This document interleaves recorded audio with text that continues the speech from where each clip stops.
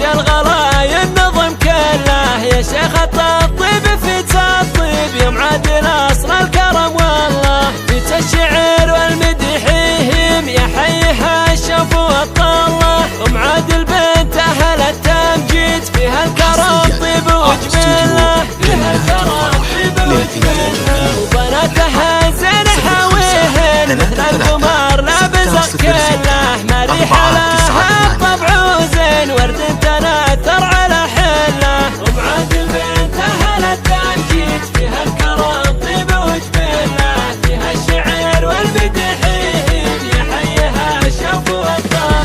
واميرها الحسن فيها غير متميزه بين خلق الله وفي رايده للجمال ايات بالزين والله ولا زاله بالزين والله ولا زاله وريان احبه للحسن تعظيم جمالها محدي صله ريانها الحسن والتوصيف صغيره البيت ما شاء الله حنا العين اسطل الوغيم يا امنا والوفا جمله يا ام عادل عسى ربي يحفظك يا زينة المله مريحه لها الطبع وزين ورد تناثر على حله واميرها الحسن فيها غير متميزه بين خلق الله متميزه بين خلق الله وفي رايده للجمال ايات بالزين والله ولا زاله وريان احبه للحسن تعظيم جمالها محدي صله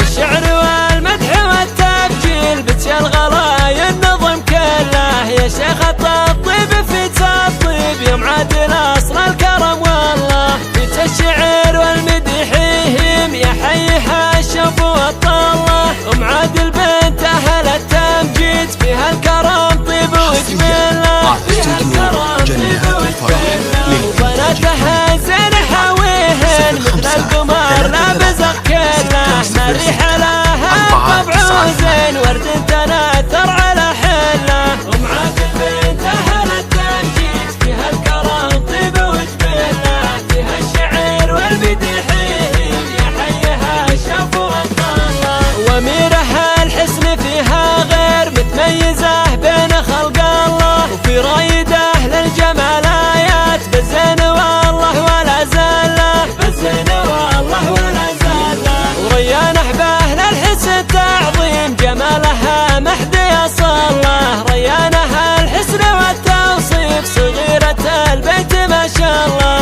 حنا